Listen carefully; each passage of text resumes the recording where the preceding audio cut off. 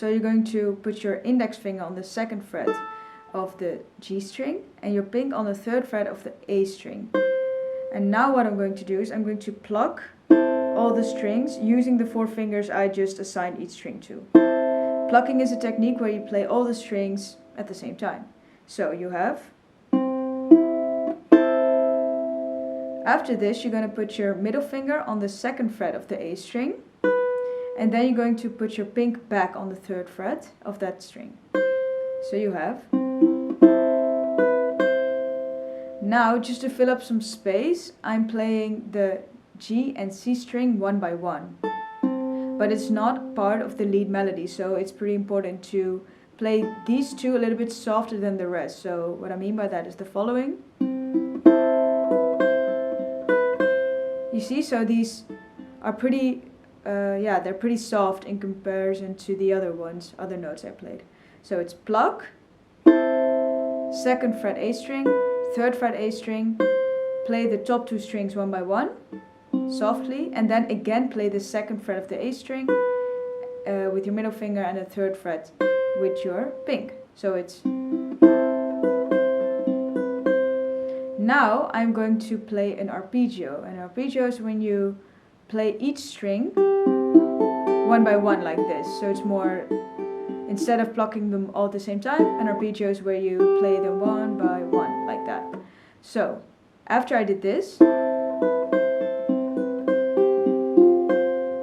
I'm playing them one by one, and while I am starting at the G string and moving my way towards that A string, I am repositioning my index finger and putting it on the 1st fret of the E string.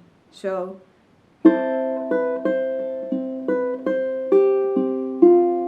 you see, so I have enough time to make this switch because I'm playing an arpeggio. So I play the G string first and then the other strings follow afterwards, so it's not at the same time.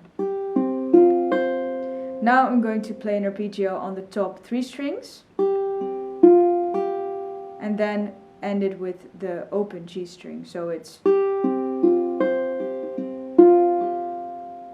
Okay, now we're going to release the fingers that are on the frets and play the top 3 strings open.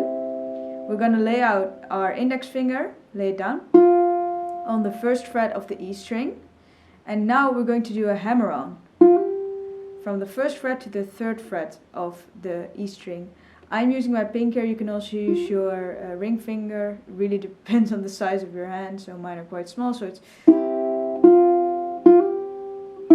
And now I'm going to play an open E string. So just to summarize what we have so far.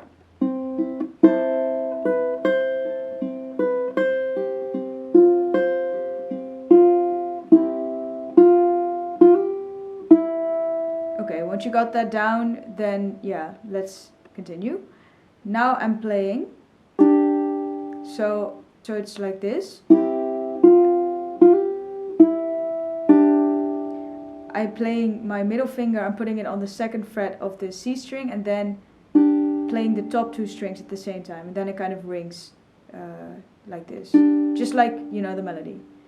Now I'm going to go to a part, the whole where it goes up in the arrangements. So it's that magical part. You can see it in the preview as well. So it's. I'm gonna put my middle finger and my ring finger on the 3rd frets of the E and the A string here. And now I'm going to put my index finger on the 2nd fret of that A string. You can put it down on the fret or hover it above. I am putting it down because even if I'm playing these strings and I'm putting it down, it doesn't really interfere, you know, with the sound I'm making when I'm plucking the bottom 2 strings. So I think it's best to just lay it down. So it's. I'm getting the bottom 2 strings and then I'm doing a pull off from the 3rd fret of the A string to the 2nd fret. Focus on this technique first, so playing these 2 and then doing a pull off, and then instead of just playing these 2, you're gonna play the bottom 3 just to give it some sort of extra layer. So it's.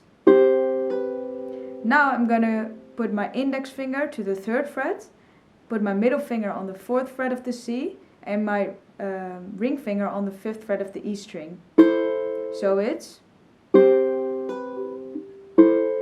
This is a transition that might be difficult to get down at first, so make sure to just do this very slowly in steps like I just showed you. So bottom 2, shove, and then like this. Alright, after that you're going to do this. So it's a little bit of a, you know, yeah, not an arpeggio, but you're hitting some strings one by one. So it's after the pluck, G string, E string, C string, pluck, C string. So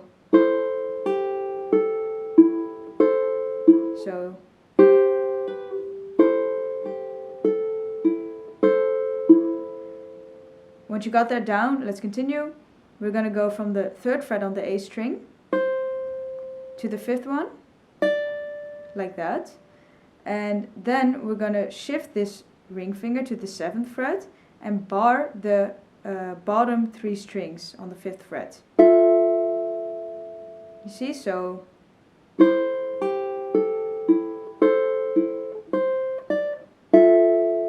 now we're going to do G string, E string, G string, C string, G. So you can see it kind of descending, but still keeping that magical kind of vibe. Check the tabs if you are confused with the string order. So after you've played this part, you're going to slide with your ring finger from the 7th to the 8th fret. And then you're going to put your index finger, you're going to bar it on the 7th frets of the C, E and A string. You're going to put your middle finger on the 8th fret of the E string. And then your pink on the 10th fret of the A string. Like this. So then you're going to pluck the bottom 3 strings. So it's,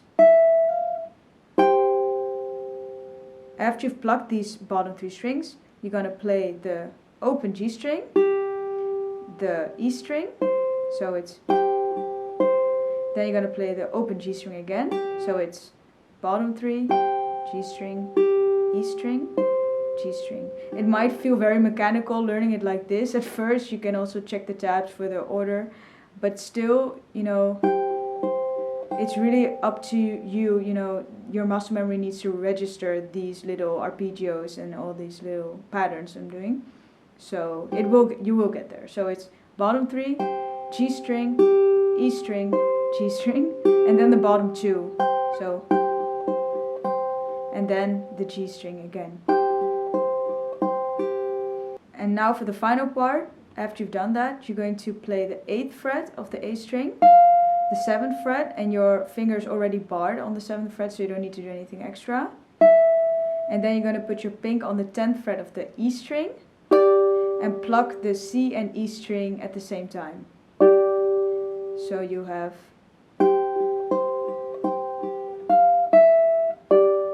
and now you're going to end by playing the C string 2 times, and then I'm doing a little downstroke on the bottom 3 strings, so it's going to be. Make sure to stay tuned for the second part, and I wish you best of luck practicing this.